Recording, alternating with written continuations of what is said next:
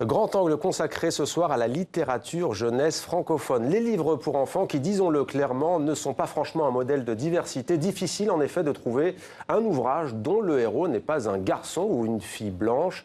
Mais les auteurs et les éditrices prennent les choses en main, veulent faire bouger les lignes pour que chaque enfant se projette dans des personnages positifs qui lui ressemblent. Avec nous pour en parler, Laurie Pézeron, bonsoir. Merci d'être avec nous. Soyez la bienvenue. Vous êtes la fondatrice du club de lecture Read. On va tout savoir dans quelques instants sur ce club qui existe depuis 10 ans. Vous vous consacrez aux enfants depuis maintenant quasiment 1 an. Véronique Heitz, merci d'être avec nous. Vous êtes éditrice pour l'École des loisirs, dont des livres comme Georges, Ma dernière chance s'appelle Bilidé, ouvre de nouvelles perspectives. On va en parler. Laurie Pézeron, le club de lecture Read, je le disais, va bientôt fête ses 10 ans en tout cas.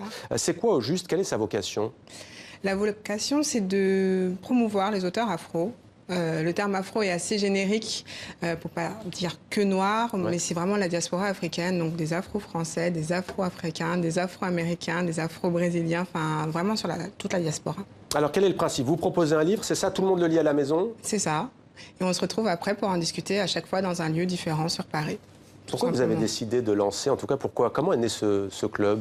Je me suis rendu compte en sortant, en ayant mon bac, que je pouvais citer une Bovary, un Hugo, un Maupassant assez aisément et beaucoup moins facilement un Césaire ou une Maryse Condé. Je les avais moins croisés, donc je me suis retrouvée à lire ces livres et cette volonté de les partager. Véronique Heitz, vous êtes donc éditrice. Pourquoi est-ce que vous vous préoccupez de ce sujet de la diversité dans les livres pour enfants? En fait, c'est pas forcément. C'est une préoccupation. C'est surtout, en fait, les livres pour enfants, je trouve, sont le reflet quand même de notre société. Les auteurs, ils vivent dans la même société que nous. Du coup, ils sont sensibles, voilà, au même sujet. Et donc, c'est des choses qu'on peut retrouver dans les livres sans forcément les chercher, sans forcément les solliciter. Ils viennent spontanément de certains auteurs. Pour vous, c'est dans la logique des choses? Pour moi, c'est dans la logique des choses. Ouais. Depuis quand vous éditez des livres pour enfants? Depuis plus de 15 ans. Ouais. Et alors, comment ça se passe? Est-ce que vous avez constaté qu'il y avait une demande en la matière? En fait, il n'y a pas forcément une demande, mais il y a un vrai changement. C'est-à-dire que je pense que comme... la société, elle change. Par exemple, je ne sais pas, déjà sur le rapport homme-femme, par exemple, déjà si on prend juste ça, sur le rapport homme-femme, je pense qu'il y a quelques années, dans les livres pour enfants, les femmes étaient systématiquement, et les petites filles systématiquement représentées en rose, à l'intérieur, en train de jouer, voilà. Et les garçons étaient tout le temps dehors à jouer au ballon. Ça, je pense que c'est des choses qui, aujourd'hui, ont déjà changé. Encore plus dans certains pays, je pense en Suède encore plus que chez nous, et donc petit à petit je pense que ces choses-là, ça arrive sur d'autres sujets plus compliqués comme la diversité, mais aussi des minorités. Par exemple, c'est rare aussi de trouver un enfant handicapé, héros d'un livre, ou toutes ces choses-là. Ouais.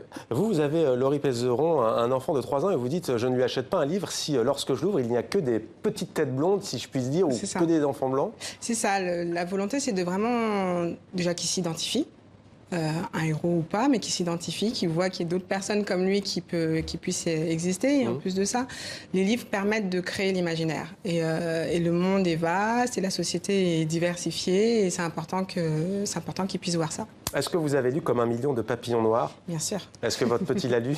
Il est en âge de lire, il est trop petit quand même. Pour celui-ci. Eh bien nous, en tous les cas, on s'est intéressé à l'auteur ou l'autrice, c'est selon, de ce livre. Elle s'appelle Nora Nsafou, un livre qui est publié aux éditions Billy Bock. Notre envoyé spécial, l'une de nos équipes en tous les cas, Ndari Kalinglopi, Julien Mainzer et Clément Taillefer sont allés à sa rencontre. Reportage.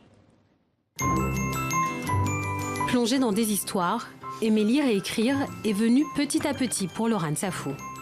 À 25 ans, la romancière s'est inspirée de ses souvenirs d'enfance pour cette première histoire.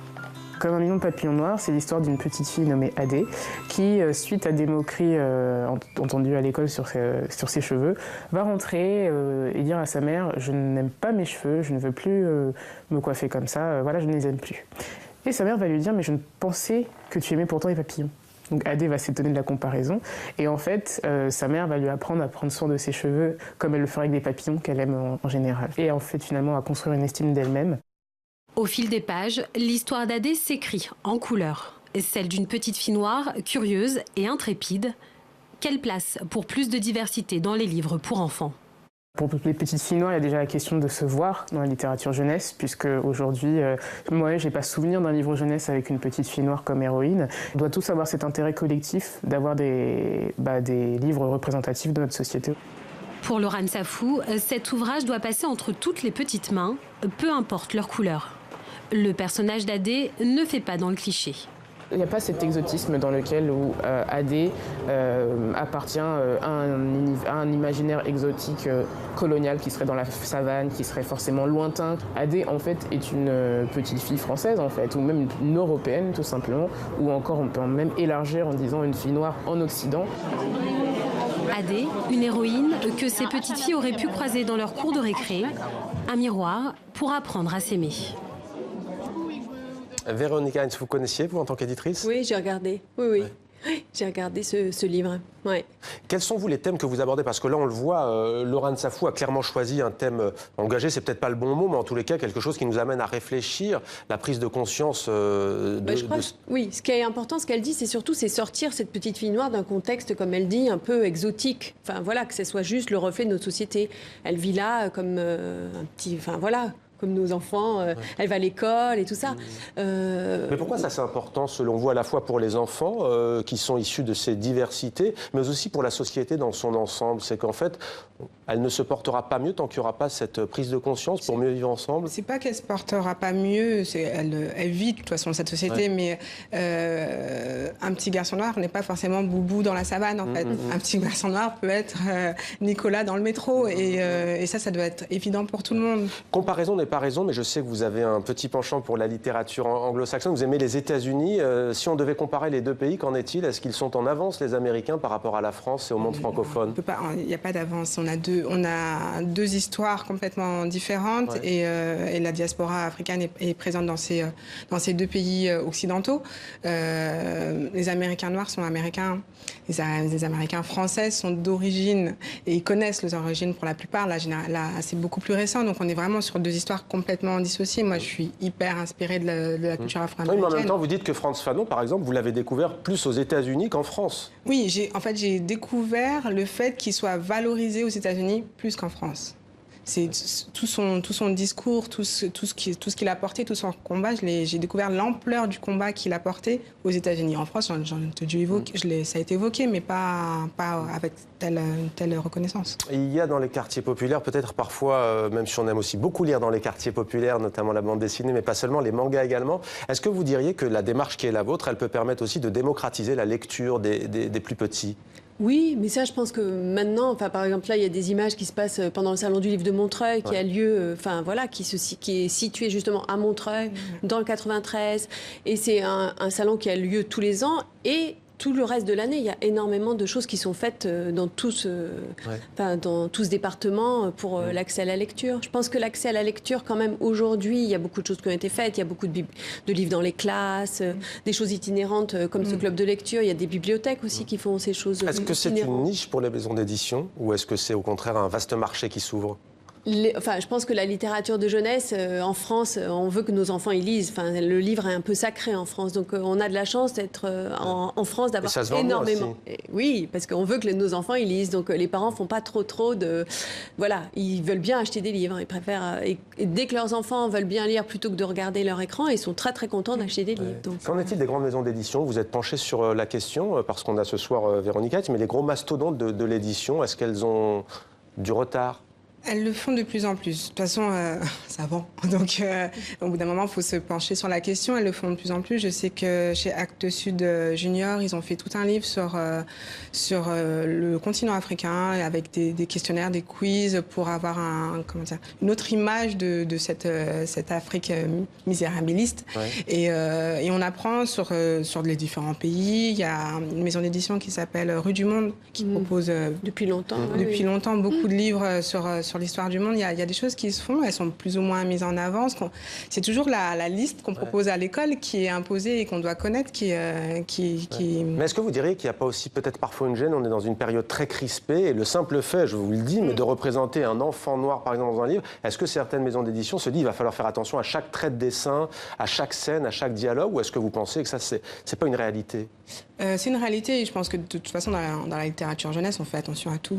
Oui, de manière générale. De manière générale. c'est beaucoup plus simple quand on représente avec des animaux. Les animaux, il y a tout le monde. Ouais. Et là, tout le monde est complexé parce que voilà. Mais je trouve ça dommage qu'on passe par les animaux pour représenter une société multiculturelle. Ouais. Donc, Mais prenons l'écologie, par exemple. Vous pensez qu'un livre pour enfants, si on parle d'écologie et que l'enfant, entre guillemets, d'origine antillaise, d'origine africaine, s'il ne voit pas, s'il ne s'identifie pas, il va être moins intéressé au sujet, vous pensez? c'est pas qu'il sera moins intéressé, mais si dans l'écologie, la seule représentation, c'est les boueurs, là, ça devient compliqué. Véronique Height, quels sont les thèmes que vous utilisez, dont on parle, vous, dans par exemple Alex Gino, Georges, Marie de Muraille? Est-ce que c'est varié ou C'est très varié. Par exemple, Georges, raconte l'histoire d'un petit garçon transgenre. C'est un petit garçon. Lui, il sait qu'il n'est pas un petit garçon, qu'il est une petite fille. Voilà. Mais en même temps, c'est un livre qui raconte une histoire tout à fait normale. C'est pas un livre. Parfois, moi, j'appelle ça des livres médicaments. C'est pas un livre qui a été fait. Enfin voilà, ça raconte ça. Dans le livre, par exemple, de Billy Day, le héros, c'est un petit garçon qui est trisomique. Mais c'est pareil. Voilà. C'est sa vie. C'est comme ça, quoi.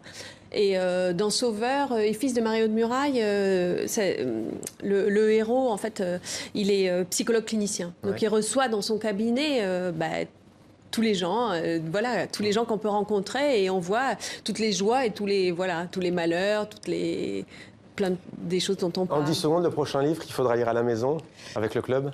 Le prochain livre qu'il faut lire à la maison, c'est... Ou le dernier, en tout cas, que vous avez donné? C'était très très fort, de Trish-Cook, que j'affectionne particulièrement parce que mon fils l'aime beaucoup aussi. Et donc c'est juste une famille qui s'aime et qui prépare une surprise pour l'anniversaire du papa. Merci beaucoup Laurie Pézeron. Merci beaucoup Véronique Height d'être venue sur le plateau de 64 minutes sur TV5 Monde.